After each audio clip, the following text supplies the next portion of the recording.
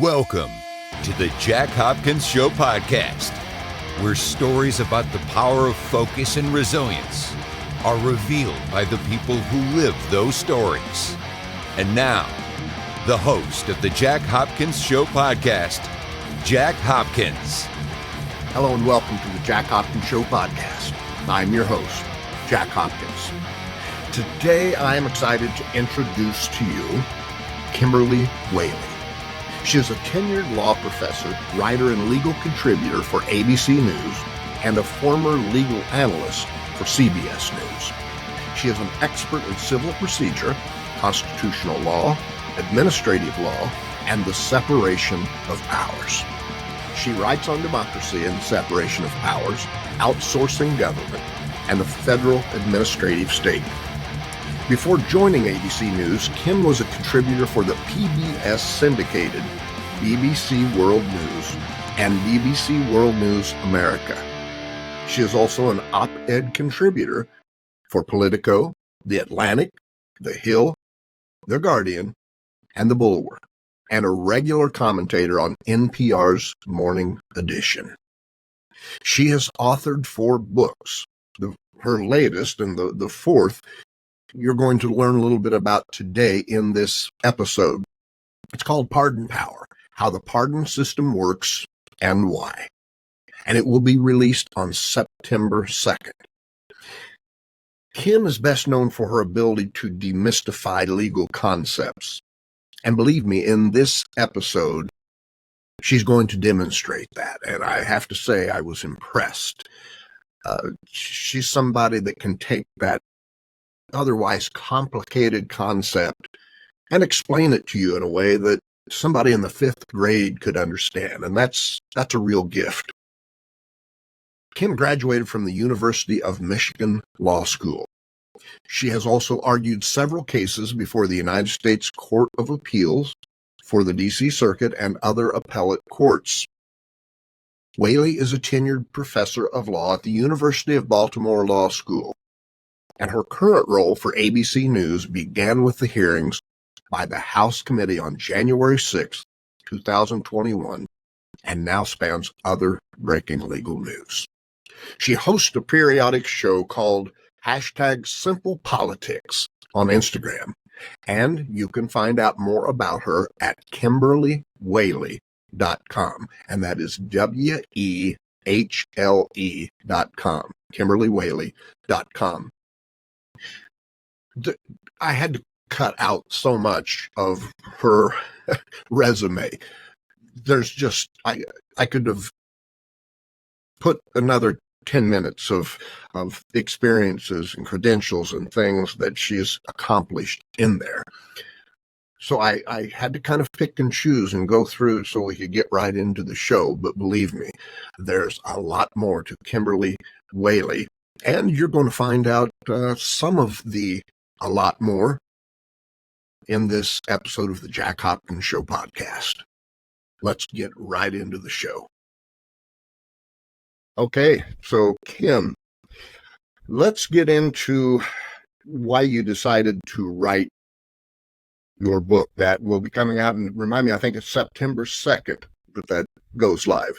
Right, it comes out September 2nd. So this is my 4th book, and the first 3 are on the Constitution, on voting, and on thinking like a lawyer, respectively. And actually, this publisher approached me to ask to do the 4th in that series, which are all about why we have things that we have, how to read the Constitution and why, what you need to know about voting and why. So it seemed logical, given that I write about the Constitution and the pardon power is so central even more today than it was when I started writing. It kind of flowed. And so I was happy to go ahead and write it. And it's proved very prescient that this publisher thought this would be a good idea. Absolutely. And it's always nice when your publisher comes to you and says, will you write another book? Right. So tell us the title of this newest book that's coming out. It's called Pardon Power: How the Pardon System Works and Why. Of course, the and why is the sort of signature part of my titles. Interesting. Well, when I originally contacted you and you said, sure, we can do it if we can talk about, and then you told me about your book, and all I needed to see was the word pardon. For this reason, after Trump's term in office and staring at the possibility of him having another term in office, the whole idea of a president, but a rogue president, being able to just take his magic wand and say, you did this, but it's okay. Or, and this is where we'll get into some further questions. My understanding, which may be incorrect, is that you can be pardoned for crimes that you might commit or might be committing rather than just past crimes. Is that correct? You cannot be pardoned for crimes that have not yet occurred. Okay. But you can be pardoned, and this is not in the Supreme Court case law. This is as a matter of history. When Gerald Ford pardoned Richard Nixon for the Watergate-related crimes, there were no indictments. So you can be pardoned, or it's understood anyway, that you can be pardoned for actions that could amount to crimes, but haven't been officially charged in an indictment by a prosecutor. Gotcha. Now, that's not in the Constitution. So in theory, the Constitution could be construed as requiring not just that there be charges, but there be a conviction. And under the Department of Justice's pardon attorney guidelines, which Donald Trump ignored in, I think, record numbers and just kind of bypassed that system, you're not eligible for a federal pardon under the guidelines until 5 years after you've served your sentence. Interesting. So is it fair to say, if we're just going to speak in general terms, that if somebody requests a presidential pardon, there's at least the assumption that they at least think they've committed a crime if they're asking for it? In other words, if I had consulted with my attorneys and we were all on board that I had committed no crimes, not even questionable, it would be rather foolish for me to ask for a pardon, would it not? Well, I think that depends on timing. So, 6 members of Congress asked Donald Trump for pardons related to January 6th. Now, that was before there were the 1,200 convictions relating to January 6th. That was before there was the massive investigation by the Justice Department, I think the biggest in the history of the Justice Department. That was certainly before there was an indictment of Donald Trump and unindicted co-conspirators. So I think just as a matter of logic, it's reasonable to assume, in the midst of some kind of activity, if you're jumping up and down for a pardon, you're worried you did something wrong. Okay. I think that's probably different from someone who's in the criminal justice system, maybe didn't do whatever they were charged and convicted of doing because we have an imperfect system, but want the benefits of a pardon, which could be commuting the sentence and being liberated early.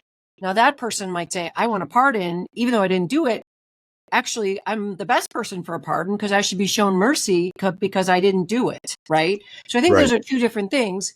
The case law, there is sort of snippets from the Civil War era. There's a snippet of case law where the Supreme Court suggested that a pardon is an admission of guilt.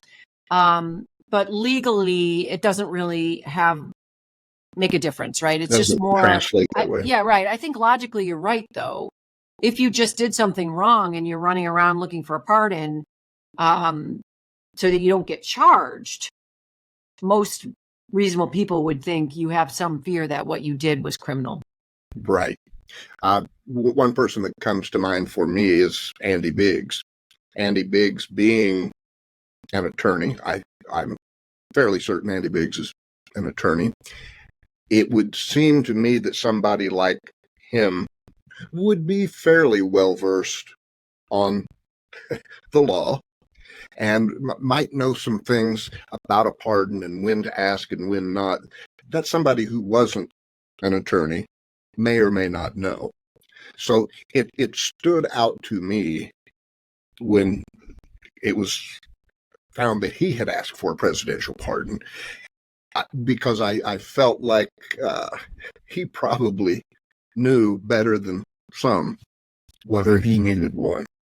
Great point. I mean, lawyers would know better on what kinds of things could lead to a criminal charge. Now, Right. I think the response to that would be, well, you know, it was a witch hunt, Justice Department's out of control, all that kind of stuff. But this is, again, before there was any criminal investigation ongoing.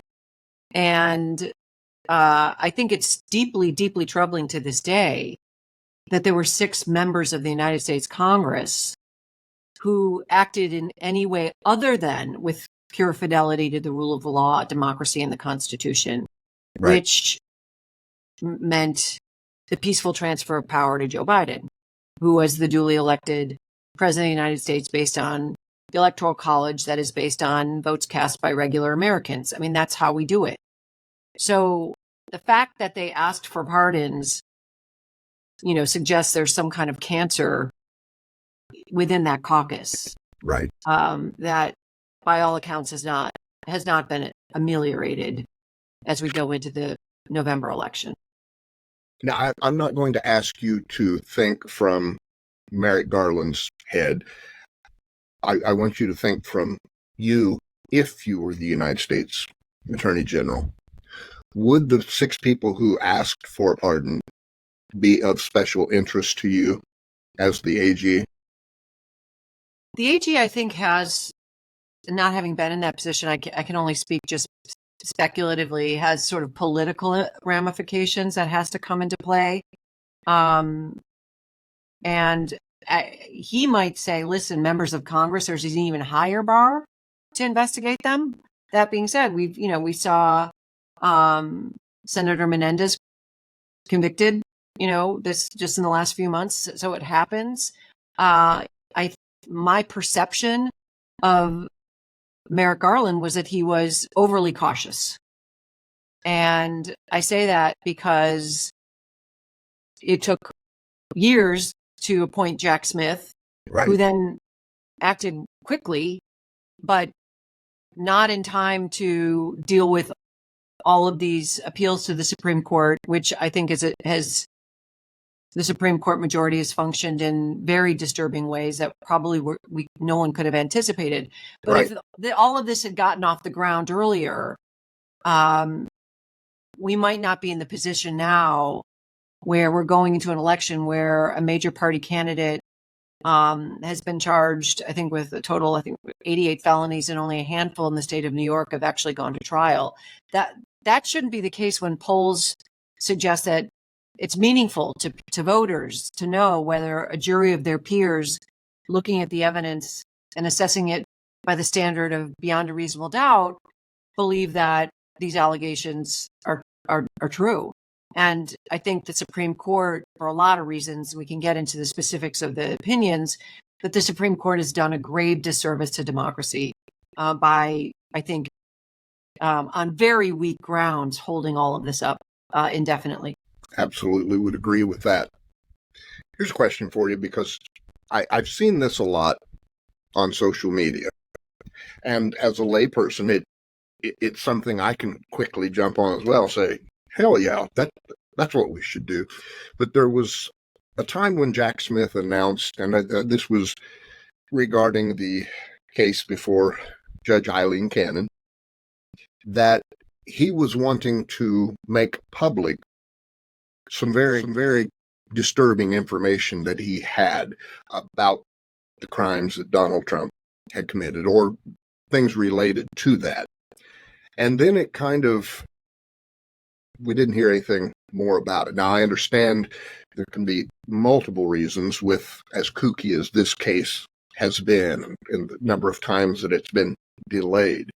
But to the idea of, I've seen people post, that should be made public, then go ahead and make it public. We should know before the election. Now, my thoughts immediately go to, okay, well, yes, that would be cool, and I'd like to see it too, but it also may be something that if he were to reveal it now, it somehow compromises his case or something he's going to do in the future. And then another part of me says, is there really anything else that we can learn about Donald Trump that would make us think he was any worse? Well, I mean, there's a lot to unpack there. And I think I have a different answer depending on which case we're talking about.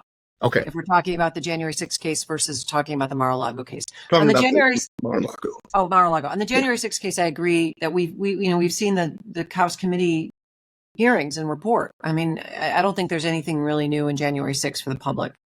Yet millions of people, and it's a tight race, are still going to vote for Donald Trump.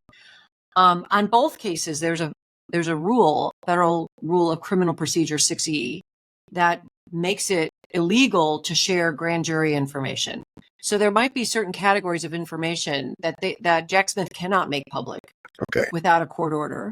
Secondly, in the Mar-a-Lago case, and I think this is the big question that no one's talking about, sort of just like the pardon discussion about the 6 members of Congress, that there hasn't been real scrutiny on that. I don't think there's been enough discussion about the looming elephant in the room, which is what happened to the classified information that is in the empty 40 plus binders from Mar-a-Lago. Yes. Who wandered through of the thousands of people, including foreigners, and there could have been, Soviets or Russian spies. Who saw these documents? How seriously did Donald Trump compromise national security?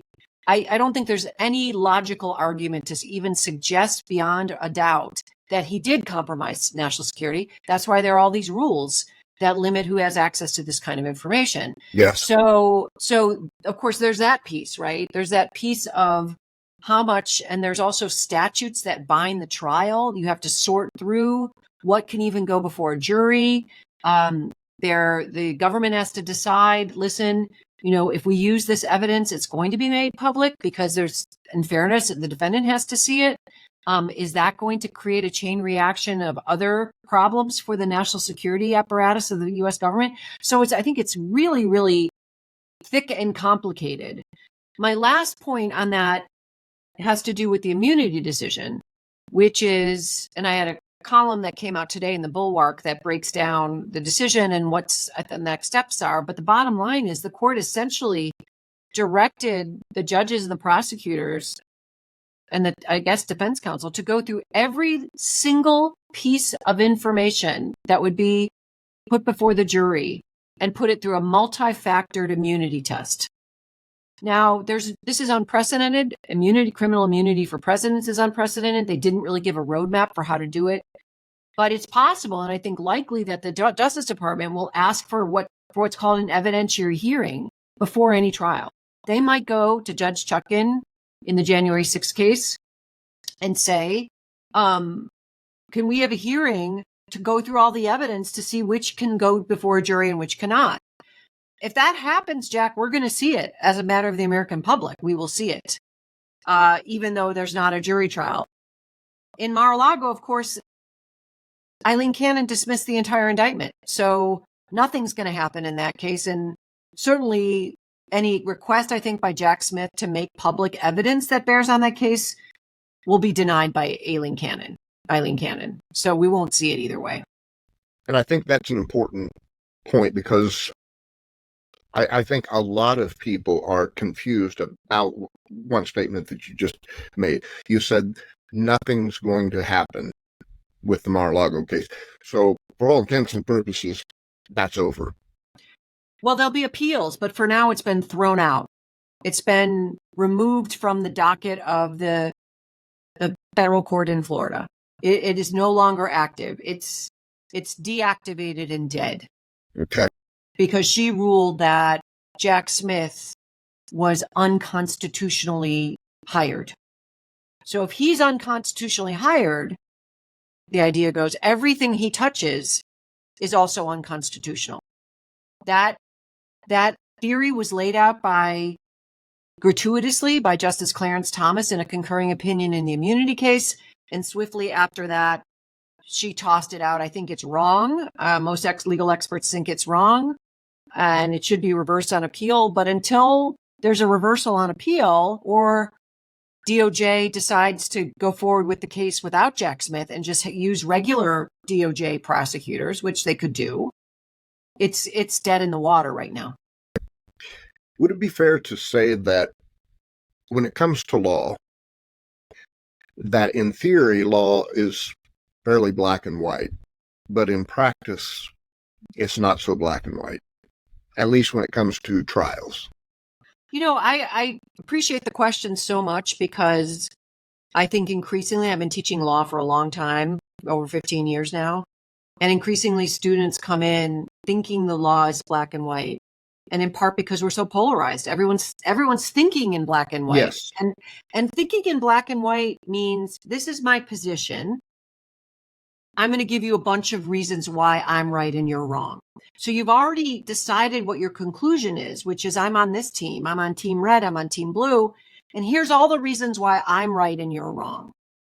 Lawyers actually operate the exact opposite way. You look for the questions. Lawyers look for the nuance. We look for the gray areas. We look for the squishy stuff. We look for the hard stuff. And then we noodle our way through the arguments, pro and con in each of the gray areas. And then we decide what our tentative conclusion is going to be that we're going to argue before the court and try to persuade the court one way or the other on behalf of our client. Judges aren't even supposed to look to see what the client wants.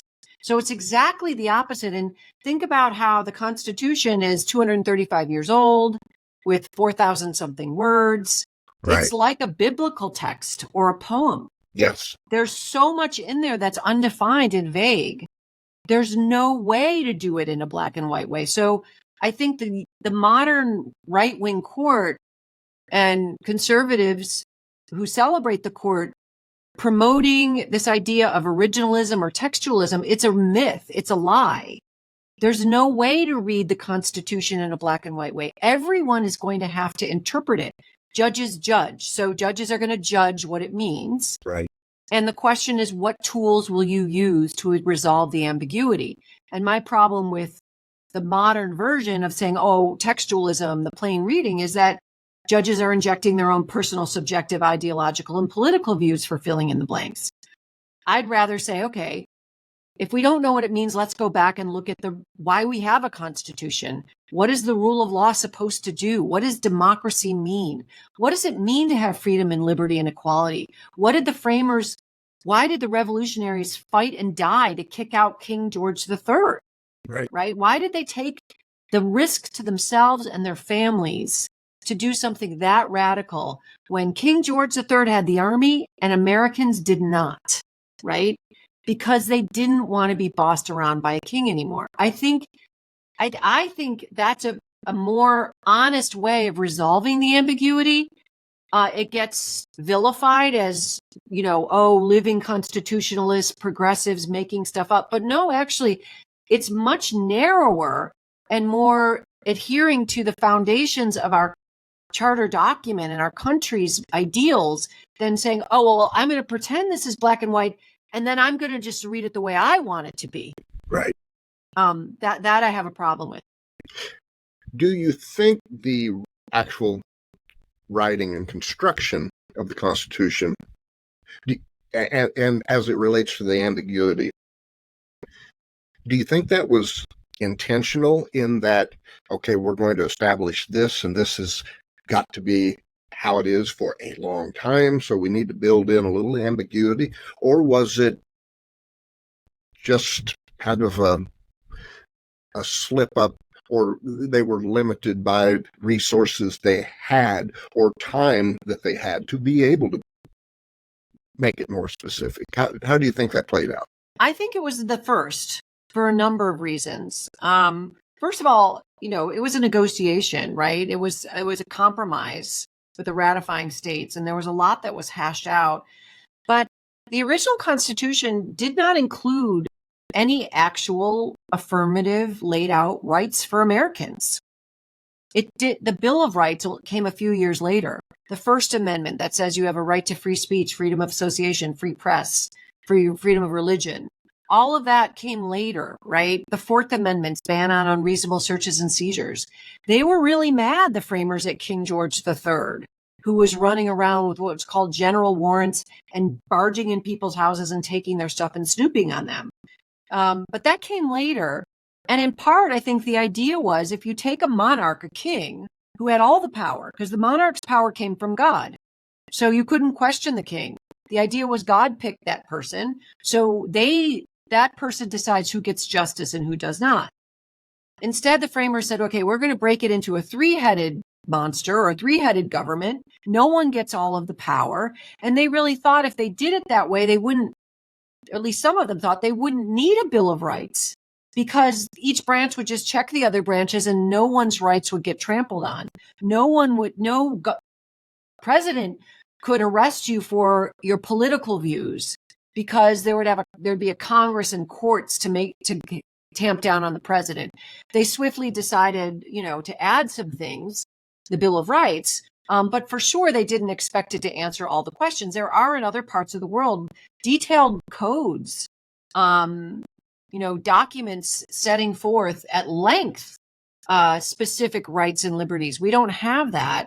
And there's also a provision of the Constitution, the Ninth Amendment, where it's been basically read out of the Constitution by the Supreme Court. But the framers basically said, anything that's not in here, that's not specific, goes to the states or to the people, suggesting that there are even some things government shouldn't be able to do. That's my view. Right. So there's actual express language saying, we know we can't cover everything. And honestly, Jack, I think there was a worry too, that if we start listing a bunch of things, people are going to read too much into the silence, right? So if you have a list of 50 rights, the argument is like, listen, there's this laundry list of rights. There's not 51. So, your right to be free of discrimination on the basis of your skin color was not a right in 1789. If it didn't get in there, you can't have it. Right. And they didn't want that either. They wanted to make sure that they weren't too specific, that it would cut off liberties down the line. You said something. You said the idea was that the monarch, the idea was that the power came from God, that God selected the monarch. Is that a reason we should be concerned when we hear Donald Trump or his followers suggesting that he's appointed by God? Does that idea carry a deeper meaning for them that maybe not everybody else sees or even knows about?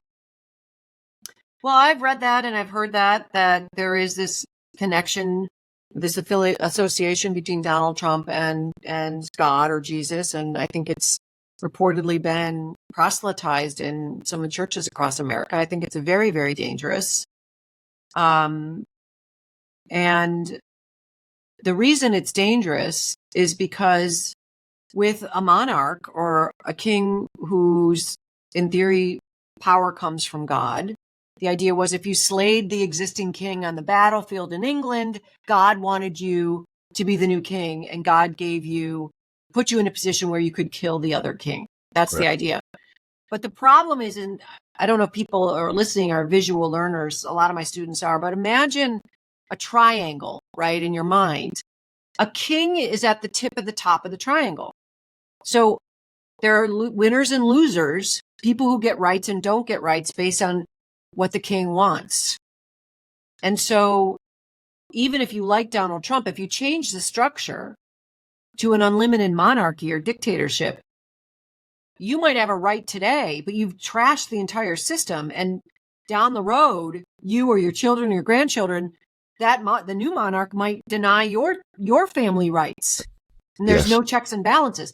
Now, a democracy, imagine the same triangle, but you flip it upside down.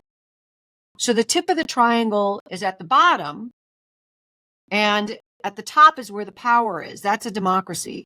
So the long, flat top is where the power is. It's in the people. And it trickles down to the president. And if the president isn't acting in ways that are consistent with the people's needs, the people's liberties, the people's rights, the people are in charge and the people fire the president. It's a really significant difference, Jack. And that's a very useful symbol or imagery to think of it that way, and it makes it very simple. So it's safe to say then that Donald Trump wants to flip the triangle upside down, or turn it back the other way. He wants the point at the top. Exactly, and he's not going to live forever. Right. So once you do that, and I think the Supreme Court is helping him do that, unfortunately, once you flip that triangle with the point being at the top, it's very hard to unflip it. I mean, right? It took a miraculous Revolutionary War and some really smart people figuring things out and help from the French and all kinds of things to do it in the 1760s and 70s. Were Democrats asleep at the wheel throughout the years that the groundwork was being laid for the current Supreme Court? Was there an idea that said, "Oh, they won't go that far," so we weren't as worried about what the consequences may be, or how do you think we got in this position?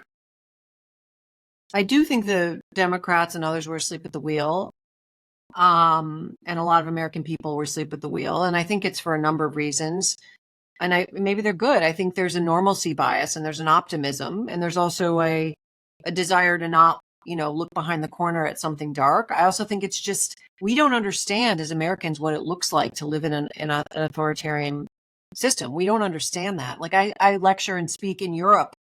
I just, in November, did a tour through Germany. I mean, people who lived through the Holocaust and the Second World War, and they also know people in Ukraine. It's a very different sense of what we're talking about. They get how serious it is because they've experienced it. We haven't. Right. As far as the Supreme Court, there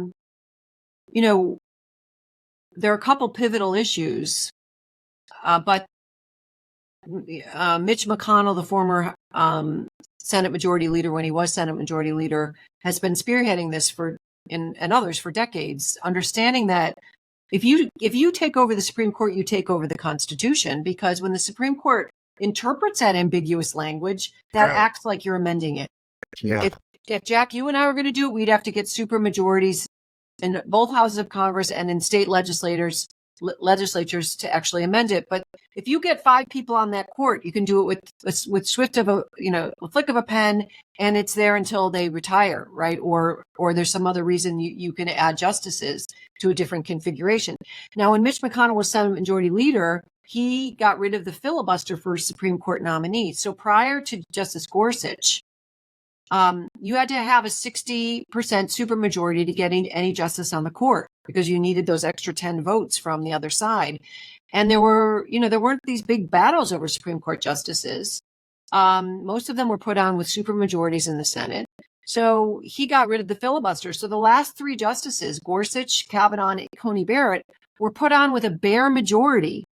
And there are more Democrats in the country than Republicans, because so many more, or at least represented in the Senate, because Democrats tend to populate cities more. So you think about that, a majority of Americans had no say through their Senate representatives on the last 3 justices, who are now slashing and burning constitutional rights.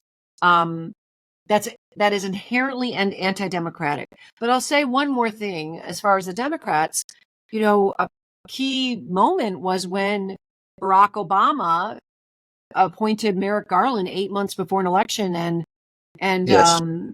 And Senator McConnell refused to even give Merrick Garland his choice any hearings. I mean, that was the time for Barack Obama to fight back and Democrats to fight back and play hardball. And he didn't even make a speech. He did nothing. He rolled over and he let it happen. And then, of course, when Justice Ginsburg died, she was pushed through in a matter of days before an election. So it was despicably hypocritical, blatantly political. And you might have heard the reports just last week of over 100 women across the country who have lost their reproductive capabilities or reproductive organs or almost bled out in parking lots because the Supreme Court overruled Roe versus Wade. This affects families. This affects lives. This affects human beings. This affects their children. These folks should have no business doing this, no business doing it. You may or may not know, I'm a former Republican. Mm-hmm. I don't know that, Jack, because I actually don't check those things. Okay. Believe it or not, I'm happy to talk to everybody. Oh, gotcha. Well, I went so hard the other direction about midway through Donald Trump's term. Not just because of Donald Trump, but because of what I saw the Republican Party as a whole doing and allowing and supporting and allowing to happen. And so I came to the blue side, right? Mm-hmm. And I've been fighting from this side. If there was one thing that, like a pebble in my shoe, though, and you nailed it when you were talking about President Obama. In leadership, I have noticed there is quite often a lack of grit, a lack of willingness to roll up your sleeves and maybe get a tooth knocked out or an eye blacked and slug it out and fight for your position. That's something that just seems to be inherent to this party, although I will say I've seen more grit as of late. But with something like President Obama, why do you think he allowed that to happen? Was it, again, one of those things where he just kind of the normalcy mindset, it could never get that bad if we don't I spoke to someone in the CNN green room who was in the Obama administration in the White House. I won't name this person. And I asked that question, and the answer was, we thought Hillary Clinton would win, and we would just get the appointment done under a Clinton administration. Interesting. So, I think, I think what the last few years of politics have shown is that you have to expect the worst, and you have to fight for your rights. And I'll give another example. The Democrats control the United States Senate in this moment. Where are the public hearings on the egregious conflicts of interest on the part of Justice Thomas and Justice Alito? Why aren't we seeing on C-SPAN, on national television? Why hasn't the press been forced, and I'm part of the press, and with ABC News, they will cover these things because that's news. Why aren't Americans understanding how egregious these conflicts of interest are? Justice Alito putting "Stop the Steal" signs on 2 of his homes, taking, gifts from billionaires. Justice Thomas, who have business before the United States Supreme Court, who have an interest in a certain outcome in a case. Yes. Justice Thomas's wife calling Mark Meadows, Donald Trump's chief of staff, on January 6th, urging him to have Vice President Pence not certify the election. Why isn't Justice Thomas, didn't he recuse himself? Why? Why aren't we hearing from experts like myself or others who can tell us how important it is to have neutrality on the court, what the framers expected, how a code of conduct is crucial, that have enforcement mechanisms, how everyone else in the federal government has limits on gifts that they can take and disclosures they have to make, and they have accountability. They can get fired, they can get fined, they can get sued, they can get criminally prosecuted. The Supreme Court is drunk with its own power right now. They are sitting on top of our triangle, Jack. And that's very, very dangerous. But the Democrats are not doing anything about that. Right. I don't understand it. I don't understand it either, which for me as a non-lawyer type person, that's not too hard to figure that I don't understand it. But when I hear someone such as yourself say you don't understand it, it becomes even more troubling. I mean, it's got to be political reasons why they're Sure. not doing it. But I think you throw the baby out with the bathwater when you do that. I mean, I think the stakes are so high right now that whoever's feathers are ruffled, maybe it's worth it. But, you have to be I mean, and it's easy for me to say, I'm not in that position to make those choices. And maybe I would see differently if I had all the full panoply of information. So I just want to be clear at that. I just don't understand it. And people I talk to who are connected to the Senate haven't given me answers either. I don't understand it unless it's political. But I do think, when the stormtroopers are at your back door, to your point, I mean, you're a military person, you fight like hell to protect what really matters to you. Right. And I cannot impress on people more. The upside down triangle with the point at the bottom, it matters to everyone. If anyone's rights go by the wayside, your rights are at stake too. And it doesn't matter if you're red or blue. The other analogy I like to use or metaphor is imagine a bridge, right? There's a bridge over a river and the river is very treacherous. Like if you fall off the bridge, you're going to die. And there's sharp rocks at the bottom. The bridge is 235 years old. And there are lots of cars that go back and forth across the bridge. Sometimes bridges collapse. We saw it in Baltimore where I teach last year.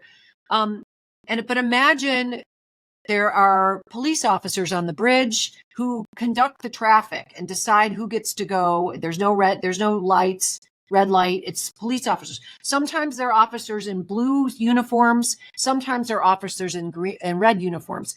If it's the blue uniform day, they let the blue cars go first. If it's the red uniform day, let the red cars go first, right? And so now the officers are mad at each other and the people in the cars are mad at each other because they think the whole thing is unfair and they want to win.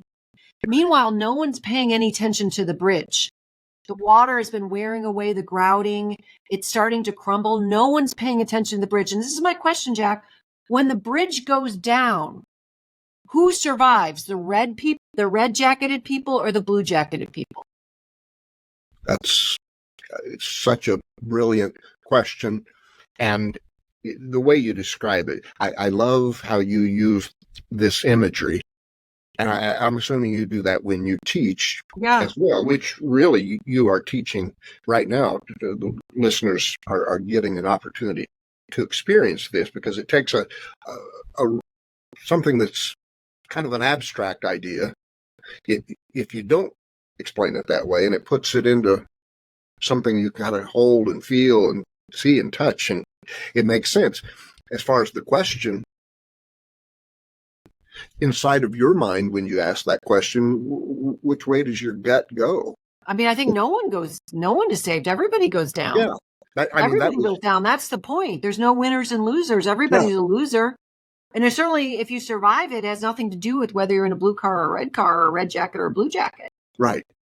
And my guess is if there are survivors, you're going to swim over to whomever you can help to save them. You bet. That's democracy. Right. That's kind of been the idea that I've used when I think about the people who think, and I'm referring to Republicans or people who are planning to vote for Donald Trump. I think they have this idea that because they support him, because they would be voting for him, that once he was back in power, that he would make sure that whatever he didn't harm them because they're his people. And the understanding, my background is in the field of psychology, and the understanding I have about human nature and someone like Donald Trump is it's as simple as he's going to say what he needs to say to return to power. And at that time, everyone beneath him becomes the equivalent of a peasant. He's the king. You're right. So I think we'd all be swimming in the same river. If there were a river under the bridge, when it collapses, we're all treading water, and Donald's hanging on to a rope up top. Right, and the framers understood this. James Madison in the Federalist Papers, number 51, which is basically, it's kind of the backstory to the Constitution. We call them the Federalist Papers. He said ambition needs to be made to counteract ambition, and that if men were angels, we would not need government. They understood the psychology, Jack, that you're describing. And that psychology is that it's human nature that once you get power, you will do what you can to entrench it, and then you'll abuse it because it's hard to give it up. So the Constitution puts constraints on that. to push back against humankind's worst instincts. It's kind of built into our limbic system. And you have a unique perspective, having come from, supporting Trump or supporting the Republican Party. I mean, so coming from you has such much more credibility than coming from some other people. But certainly, I think Donald Trump taps into, a need for some solutions in people's lives, and a hope that can happen. I mean, it's, for a lot of Americans, life is difficult. Right. But if you look at the big picture, having the rights stripped of your neighbor isn't good for you or your kids. And we saw this. I mean, I'm not a historian. We saw it in Nazi Germany, right? Yes. That as Hitler became more powerful, people started turning on their closest friends, and 6 million people were murdered. Right.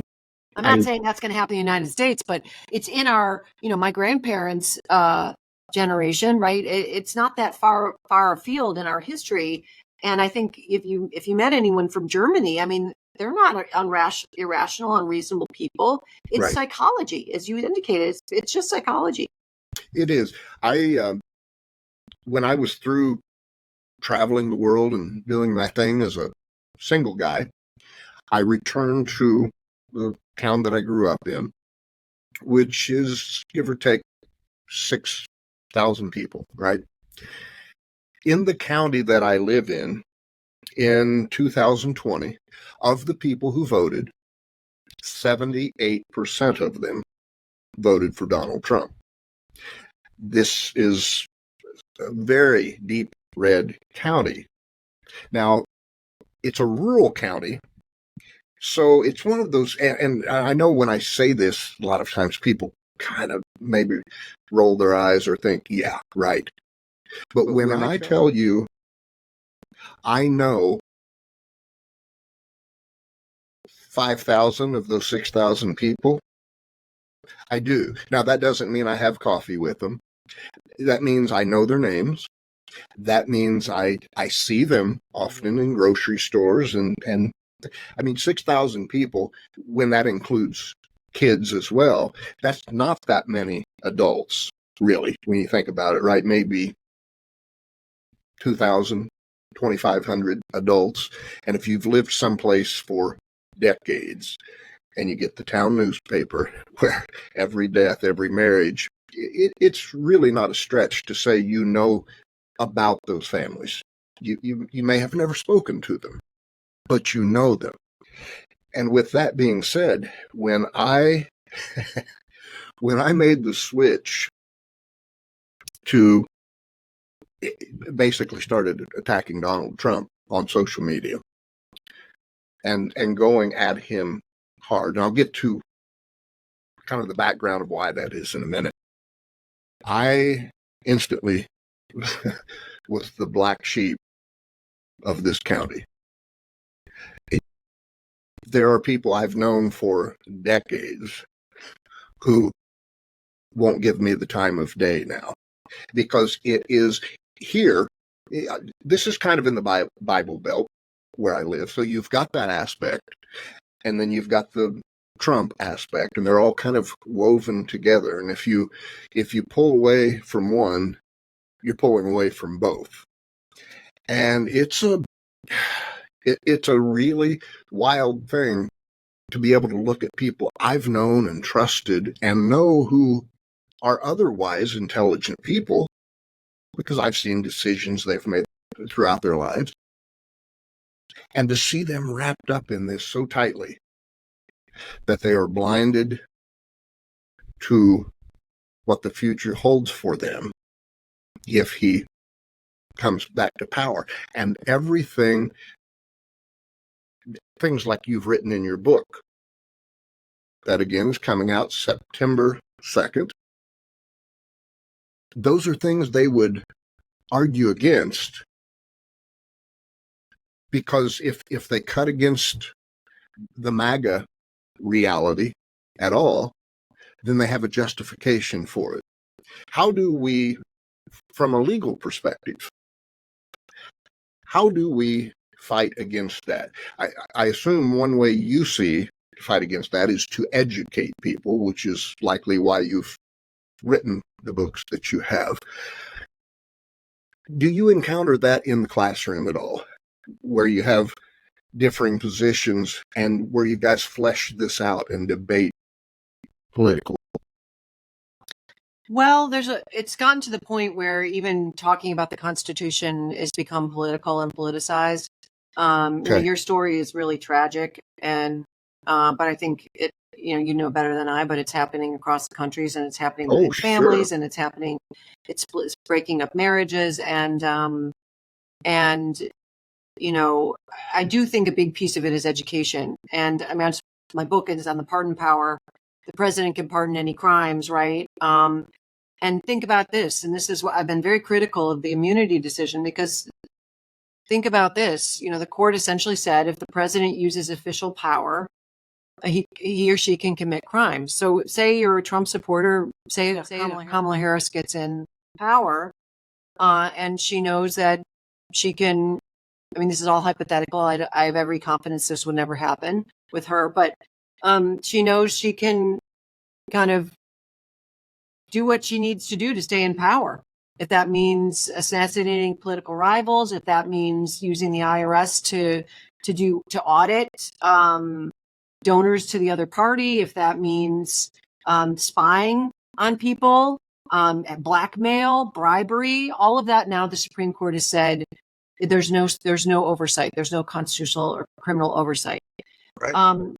Now, if you're using official power, you need to get someone to do it for you, because say you're going to assassinate somebody, you pull out your private weapon and you kill them. That would be private power, and the court said you could still be prosecuted. So you're not going to be dumb enough if you're president to use your private pistol. You're going to want to get somebody, you know, in the military to do it for you, an ATF agent or somebody in the FBI. They're going to say, listen, I don't want to do that. I don't want to kill a political rival. That could get me in big trouble. And the president can now say, well, I'll pardon you. So if you put the pardon with immunity, you now have converting the massive power over law enforcement, military, spyware into a potential criminal enterprise in the White House to stay in power. It's breathtaking. It is. So for people that are, well, I'm on Team Trump, or, you know, either, and I say Team Trump because that's the one that is, I think, pretty invested in flipping the triangle. Trump won't live forever. I don't want that power in anybody's hands. I don't want it in Kamala Harris's hands. I don't want it in anybody's hands. No, not at all. Do you, coming back to, and this is, we have to speculate because we can't get inside of their head.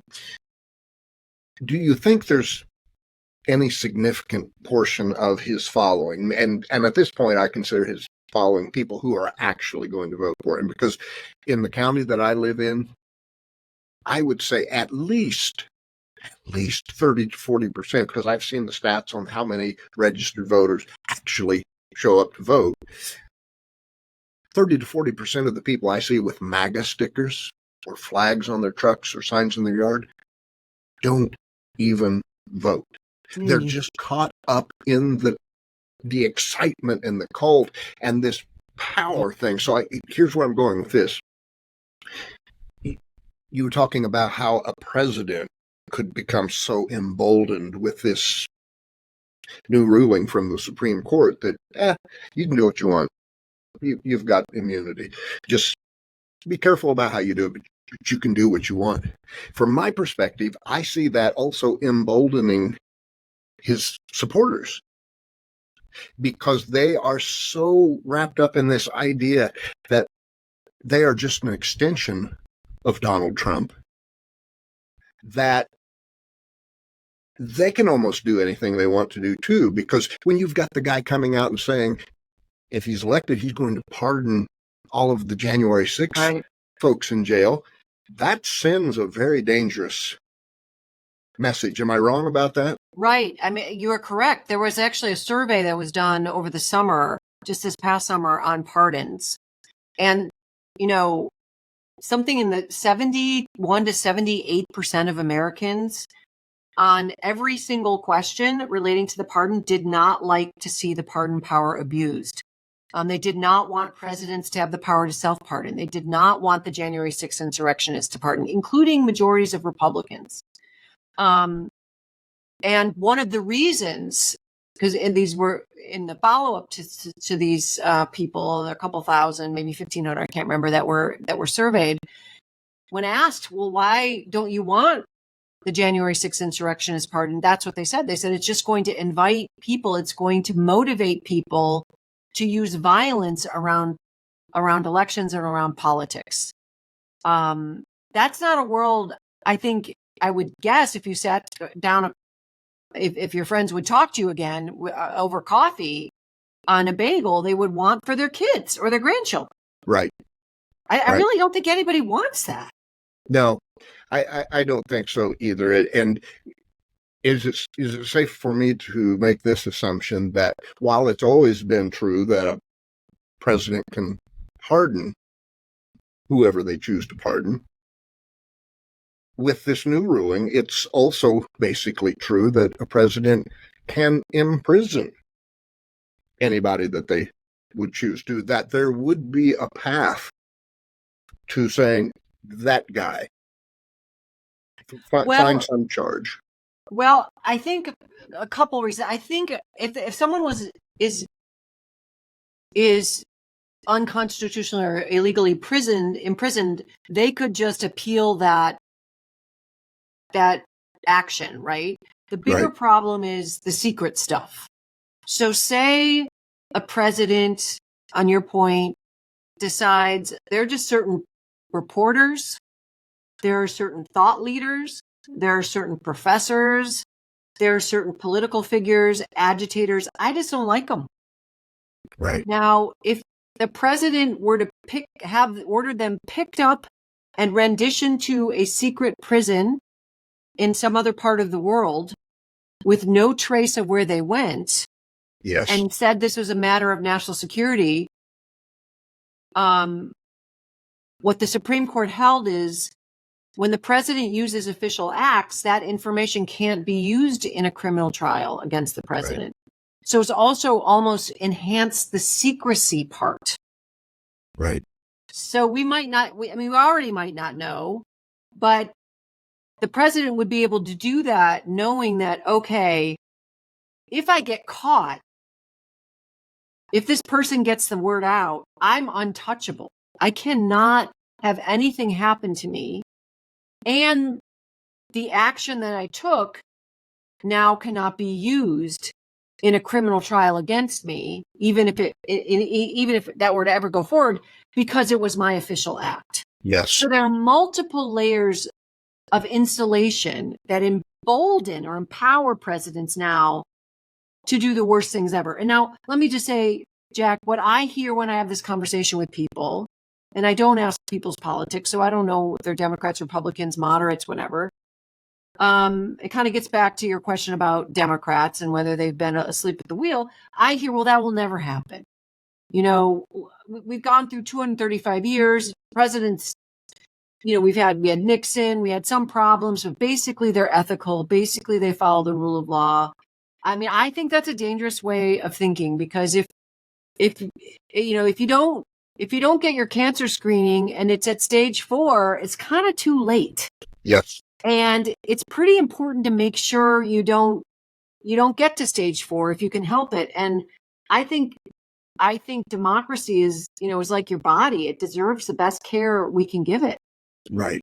I'm so glad you brought up the secret aspect of that. I've spent some time with a gentleman who worked at a CIA black site. Now, for reasons that you will clearly understand, he doesn't want to come on and do a podcast with me. Right. But through our conversations, I got what I call perpetual goosebumps. And I've got an iciness in my spine that has never left, because I understand what can be done if there are people in power who want it bad enough. During the Bush administration, as I understand it, there were all kinds of legal reasons not to be able to do some of the things they were doing. But as we come back to the law is not black and white, they were able to massage things out enough to where they could go ahead and do it. And in a sense, I think that going ahead and doing it, part of that was just, we'll deal with the blowback later, right?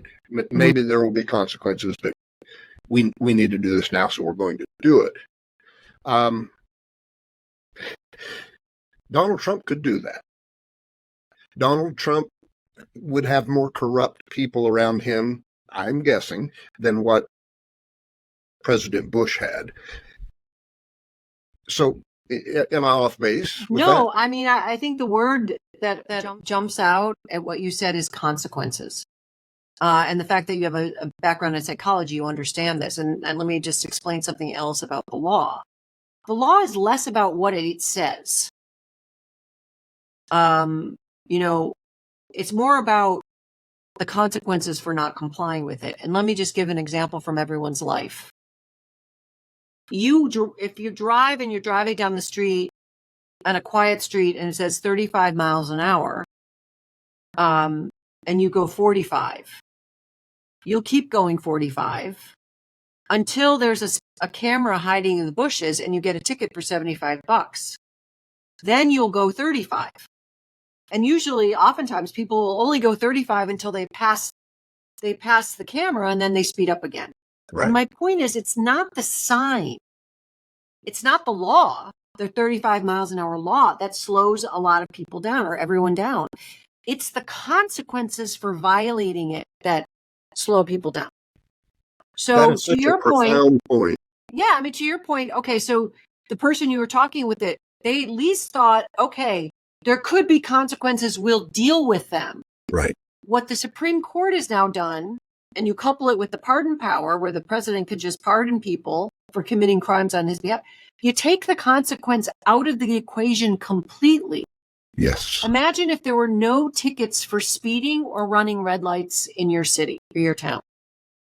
Within a few days, it would be chaos. It would be serious accidents. There would be a lot of damage done to property. There would be a lot of injuries and maybe even deaths. Because people would say, I can do whatever I feel like it. And they would get lazy and they would start blowing through everything. And this is the way it is in other parts of the world. You've traveled. There are parts of the world where no traffic laws are enforced at all. People Right. drive up on the sidewalks. They do whatever. They turn around in a one-way street. They do whatever they want. Right. It's the consequences that are the more important part of the law. Without the consequences, you might as well get your Sharpie out and cross the law off altogether. It's such a brilliant point. I'm glad you brought that up because there seems to be this obsessiveness in our country. We are always talking about there need to be laws passed for this, or they need to pass a law for that.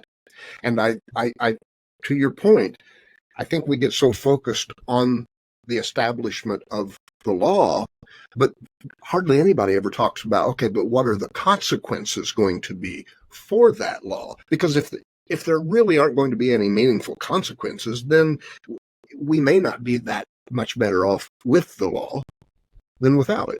Yeah, I have 4 daughters, right? And so anyone who has children or been around children know a 4-year-old knows that really well. You can tell the 4-year-old no eating in front of the television. And the day you sit down with your pizza in front of the Super Bowl, the rule is gone. They understand it's not a rule. I mean, if you've got pets, they understand it too. Like if you want to train a dog, you've got to be extremely consistent. If you allow them to, the positive feedback loop for the bad behavior is what Yes. you're going to get is more bad behavior. And so there's so much, Jack, about the law. And this is the point of my books. That's why, back to the beginning of the show, they're all and why. How to read the Constitution and why. How to what you need to know about voting and why, how to think like a lawyer and why, how the pardon system works and why. And the idea is to empower people with their own common sense to make their own judgments. Don't listen to me. We all have in our common sense, in our life experience, the answers to these problems. It's just they're usually explained in such complicated ways or they're distorted. The law is really about incentives and disincentives, motivations and lack of motivation. And it's about compromise. In my book, How to Think Like a Lawyer and Why, I say one of the elements of thinking like a lawyer is you've got to realize you're not going to get everything you want in a negotiation. The judge might not listen to you. They might not agree with you. Your client might lose even if they deserve to win, right? Right. That's, I think, when you said, okay, how do you get people back to the center? I think we're such mired in polarized black and white win and lose thinking, like the cars on the bridge. But that's not how life is. It's mucky. It's murky. Sure. You've got to get a surgery. There's pros, there's cons. You take the job in Tulsa, Oklahoma. There's pros, there are cons. You married, you get a divorce. You all these things.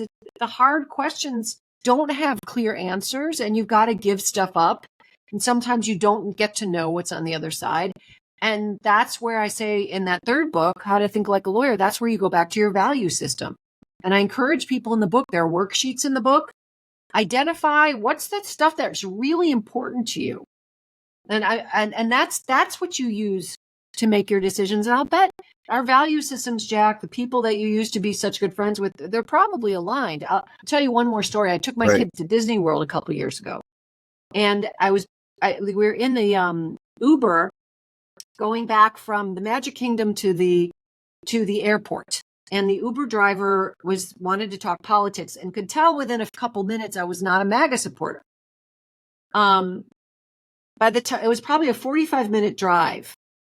And I'll just tell you, we got out of the Uber, he gave me his number. He said, please text me. I want to make sure you're safe when you get back home. And if you ever come back down to Orlando, I actually do scuba diving lessons and I'd love to treat you. You wouldn't have to pay.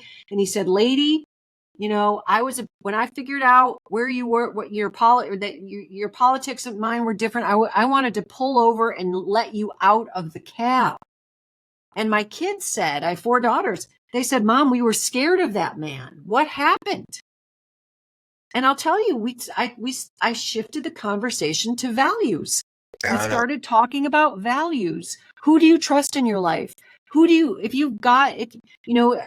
it's religious leaders, your best friend, your family, a teacher, an advisor. You're not going to leave your kids with somebody that a lot of people are voting for. Sure. Right. And then we kind of got to the agreement. Listen, politicians aren't on the top of the list for people that share your values that you really trust in your personal life. Right. I think the same set of criteria should come with you in the ballot box. And I guess this might be partly why you flipped. You said you moved away from the Trump ticket. We all have our internal value system, and that's the light in the darkness. That's our compass. And that will also that'll bring us together. And that cuts through all the politics and the lies. Right. You're so right.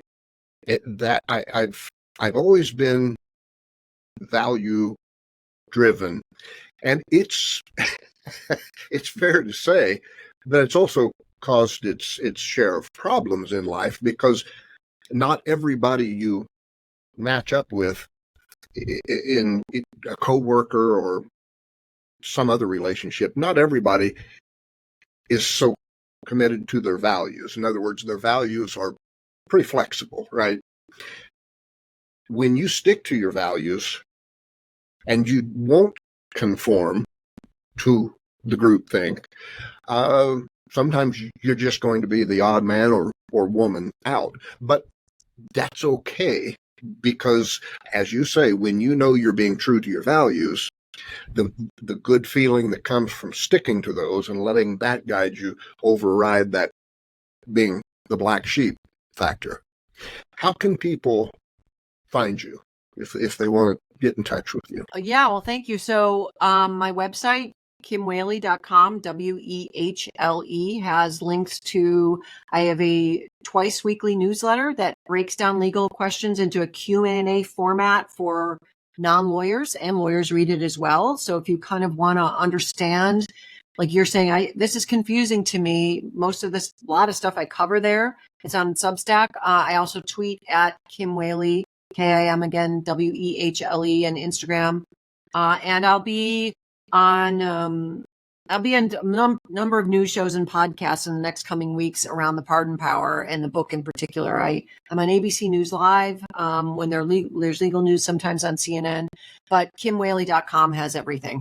Fantastic. Again, September 2nd, correct? September 2nd, Pardon Power, How the Pardon System Works and Why.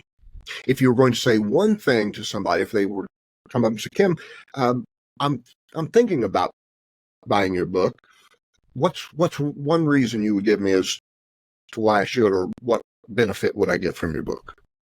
Well, it has a lot of interesting stories. It actually talks about, it begins with the Mormon pardons for polygamy and for trying to secede from the Union and during the Civil War. It's absolutely fascinating in my mind. And then it walks through the history of presidential pardons. It goes back to the Bible, the Code of Hammurabi, talks about common law England, and then it brings us to the present day, and it does the and why. It talks about, why do we have even a pardon power? Why did it exist at the Roman times when Pontius Pilate pardoned Barabbas for murder and let Jesus be crucified? It goes back to our foundations and asks, do we really need it? Is it working, or is it doing more damage than good? So I think it's both entertaining, and also you'll learn a lot about the Constitution and your rights. And it ends with some suggestions on how to engage in this. And if you want to see change, what can happen? And I think, Jack, what's really empowering, it's empowering to be on a team, right? I'm on Team Red, I'm on Team Blue.